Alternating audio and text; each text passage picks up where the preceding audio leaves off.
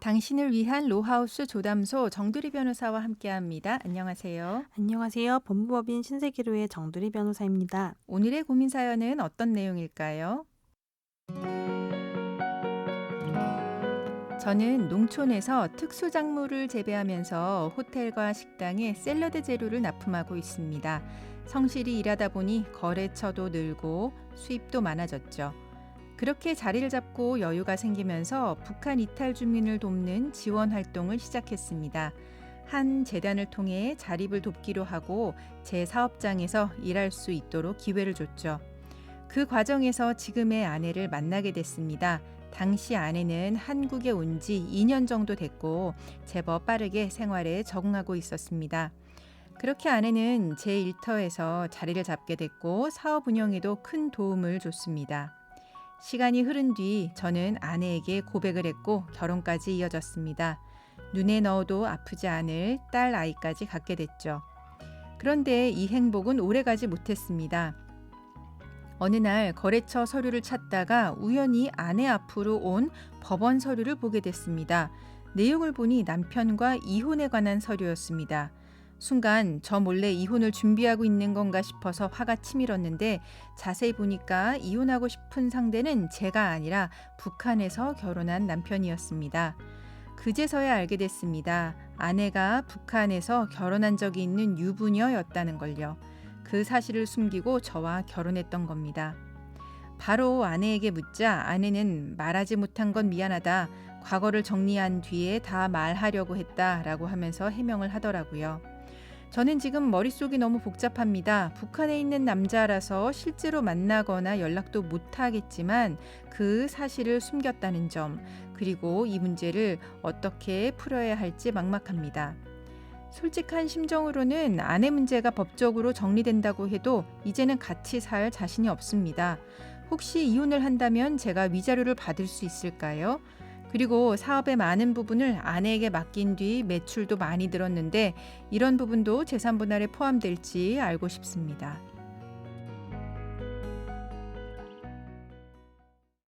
북한 사례는 거의 없었던 것 같습니다. 어떻게 보셨어요? 네, 좀 낯설은 상황인데요. 판례가 아닌 실제 사연으로 접한 것은 처음인 것 같습니다. 네, 하나하나 따져보죠. 일단 아내가 사연자분 모르게 법원에 북한에 있는 남편과 이혼 청구를 진행하고 있었어요. 이게 일단 가능한지 이제 알려주세요. 북한 이탈 주민의 보호 및 정착 지원에 관한 법률, 북한 이탈 주민법이라고 하는데요. 네. 이 법 제19조의 2에 따르면 가족관계 등록부에 등록을 한 사람 중 북한에 배우자가 있는 사람은 그 배우자가 남한 지역에 거주하는지 여부가 불명확한 경우 이혼을 청구할 수 있습니다. 네. 이혼을 청구하려는 사람은 배우자가 보호 대상자에 해당하지 않음을 증명하는 통일부 장관의 서면을 첨부하여 관할 가정법원에 재판상 이혼 청구를 해야 합니다. 그렇군요. 남북 주민 사이의 가족관계와 상속 등에 관한 특례법, 즉 남북가족특례법 제5조에 따르면 네. 이 법이 적용되는 사건으로 가사소송법 제2조에 따른 가정법원의 전속 관할에 속하는 사건은 가정법원의 전속 관할로 하고 각 사건의 관할에 관하여는 가사소송법이 적용됩니다. 그럼 관련 판례가 있나요? 네, 북한에서 북한의 법제도에 따라 이루어진 혼인의 효력을 인정한지 여부도 사실은 문제되는데 그 효력을 인정한 상태에서 원고와 피고 사이의 혼인관계가 더 이상 회복할 수 없을 정도의 파탄에 이르렀고 북한 지역을 이탈한 주민이 대한민국의 보호를 받으려고 남한 지역으로 건너온 것이 그 경위에 비추어 대한민국의 선량한 풍속, 그 밖에 사회 질서에 반한다는 특별한 사정이 없으면 대한민국의 보호를 받으려는 북한 주민의 의사는 존중되어야 한다는 점, 그리고 원고가 피고의 생사를 확인하기 어렵게 된 지 3년이 지난 점, 대한민국의 남한 지역과 북한 지역이 군사 분계선을 기준으로 나뉘어 남한 주민과 북한 주민 사이의 왕래나 서신 교환이 자유롭지 못한데 이러한 상태가 가까운 장래에 해소될 개연성이 높지 않은 상황에서 원고에게 피고와의 혼인관계의 계속을 요구하는 것은 원고에게 너무 가혹하다는 점, 혼인관계의 파탄 경위를 종합해 볼 때 혼인관계 파탄에 있어 원고, 즉 그러니까 북한 주민에게 지금 기순하신 분일 것 같은데요. 네. 더 큰 잘못이 있다고 보기 곤란하다는 이유로 민법 제840조 제6호 소정에 재판상 이혼 사유가 있다고 보아 인용한 사례가 있습니다. 네, 하나하나 따져보죠. 일단 아내가 사연자분 모르게 법원에 이제 북한에 있는 남편과 이혼 청구를 진행하고 있습니다. 일단 이게 가능한 걸까요? 네, 북한 이탈 주민의 보호 및 정착 지원에 관한 법률 북한 이탈 주민법이라고 하는데요. 이 법 제19조의 2에 따르면 가족관계 등록부에 등록을 하는 사람 중 북한에 배우자가 있는 사람은 그 배우자가 남한 지역에 거주하는지의 여부가 불명확한 경우 이혼을 청구할 수 있습니다. 네. 이혼을 청구하려는 사람은 배우자가 보호 대상자에 해당하지 않음을 증명하는 통일부 장관의 서면을 첨부하여 관할 가정법원에 재판상 이혼을 청구해야 합니다. 네. 그러니까 이제 북한 이탈 주민법에 의해서 이혼 청구가 가능하다는 거네요. 실제로 이런 판례가 있는 걸까요? 네.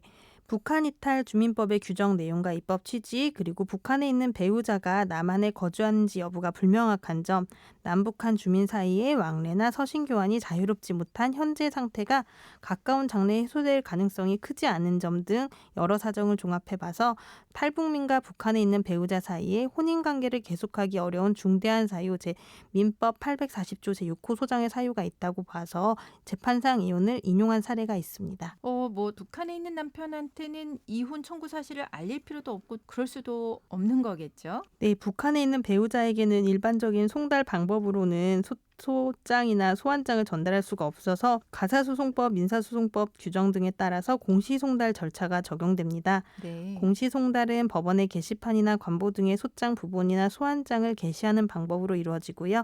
일정 기간이 경과하면 송달된 것으로 간주합니다. 네. 그러면은 이제 사연자분 입장에서는 이제 과거에 이제 아내가 북한에서 결혼했다라고 하는 거를 숨겼고 지금 알게 됐어요. 어떻게 생각하면 이렇게 혼인이 이중으로 된 거잖아요. 중혼으로 볼 수도 있는 건데 혼인 취소도 될 수 있을까요? 네, 남북 주민 사이의 가족관계와 상속 등에 관한 특례법, 그 남북가족 특례법은요, 정전 협정 전에 혼인해서 분사 분계선 이남 지역 남한에 배우자를 둔 사람이 북한에서 다시 혼인한 경우의 법적 처리와 관련된 특례를 규정하고 있는데요. 네. 특히 이 제6조에서는 중혼 취소의 제한이나 일정한 경우 전혼이 소멸한 것으로 보는 규정을 두고 있습니다. 네. 다만 사연자의 경우 그 1953년 7월 27일 한국 군사 정전에 관한 협정이 체결되기 전에 혼인해서 북한의 배우자를 준 것이 아닌 이상 사연자분은 중혼을 이유로 혼인 취소를 주장할 수 있을 것 같습니다. 그렇군요. 네, 다만 서울고등법원의 체류 자격 변경 불허가 취소 사건에서 탈북민의 특수한 상황에서 중혼적 사실혼 관계를 인정하면서 특히 전 배우자와 사실상 이혼 상태에 있었담을 중요하게 고려해서 체류 자격 변경 불허 처분을 취소한 사례가 있습니다. 네. 결국 탈북민의 특수한 상황을 고려할 때 법원이 어떤 판단을 내릴지는 구체적인 사실관계에 따라 달라질 수 있고 특히 북한에서 혼인관계가 실질적으로 파탄되었는지 탈북 과정에서 북한에 있는 배우자와 사실상 이혼관계에 있었다고 볼 만한 특별한 사정이 있었는지 남한에서 혼인 당시 북한의 혼인 사실을 고지했는지 여부가 문제될 것으로 보입니다. 네. 그러면은 이제 북한에 있는 남편과 이혼은 이제 가능하다는 걸로 이제 해석이 됩니다. 근데 이제 문제는 사연자분이 반대로 지금 부인을 상대로 이혼을 원하는 상황이에요. 그렇다면 그 아내가 과거에 북한에서 혼인했다라고 하는 거를 지금 숨기지 않았습니까? 그거는 이혼 사유는 될 수 있는 걸까요? 만약 탈북민 배우자가 남한에서의 혼인 당시 북한에서의 혼인 사실을 알고 있었음에도 이를 고의로 숨겼고 네. 이로 인해 혼인의 기초가 되는 신뢰관계가 중대하게 훼손되었다면 이는 민법 제840조 제1호 배우자의 부정한 행위가 있었을 때 또는 제6호 기타 혼인을 계속하기 어려운 중대한 사유가 있었을 때에 해당해서 이혼 사유가 될 가능성이 높습니다. 네. 그런데 탈북민이라는 사실을 빼고 생각해보면 전혼 사실을 숨기고 결혼한 경우 그 은폐의 고의성과 정도, 혼인관계에 미친 영향 등을 종합적으로 고려하여 민법 제840조 제1호나 제6호에 해당하는지를 판단하고 단순히 전혼 사실을 언급하지 않은 것보다 적극적으로 거짓말을 하여 속인 경우에는 이혼 사유로 인정될 가능성이 더 높습니다. 네. 그러나 이제 탈북민의 특수한 상황을 고려했을 때 북한에서의 혼인관계가 실질적으로 파탄되었거나 사실상 이혼 상태에 있었다고 볼 수 있는 특별한 사정이 있는 경우는 법원은 이런 사정을 고려하여 판단할 가능성이 있습니다. 네. 그러면은 지금 사연자분 위자료도 받을 수 있는 걸까요? 네, 결국 전혼 사실을 숨긴 것이 혼인관계 파탄의 주된 원인이 되었고 그 은폐의 고의성이 있으며 이로 인해 상대방이 정신적 고통을 받았다면 위자료 청구는 인정될 수 있습니다.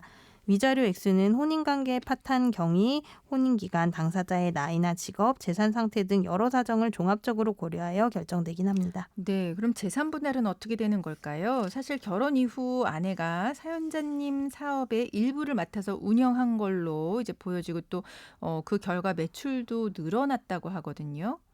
네, 일단 중혼을 이유로 혼인 취소가 되지 않아서 혼인이 유효하게 인정되는 경우라면 재산 분할 청구권은 인정될 가능성이 높습니다.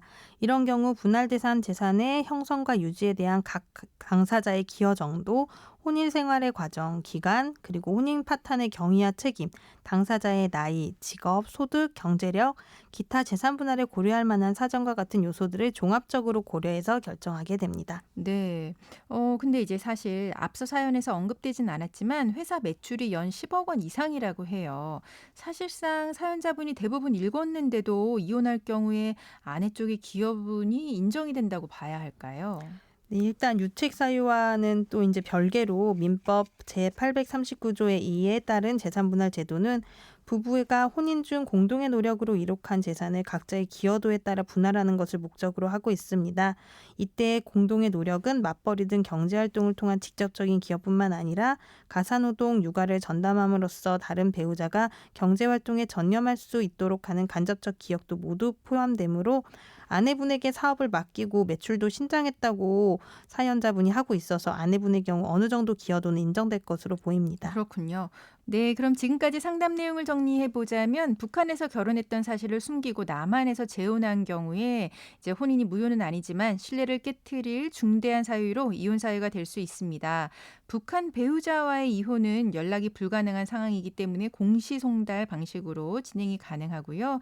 혼인 파탄이 명백하다면 이혼이 가능합니다.